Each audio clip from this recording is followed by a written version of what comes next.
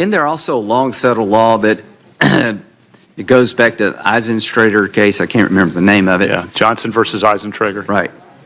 That American citizens who collaborate with the enemy have considered enemy combatants.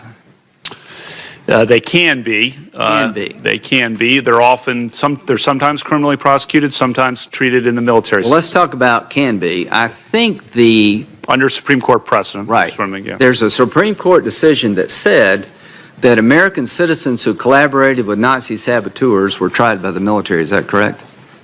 That is correct. I think a couple of them were executed. Yeah.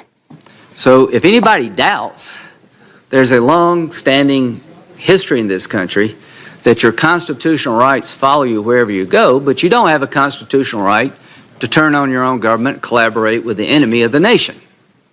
You'll be treated differently.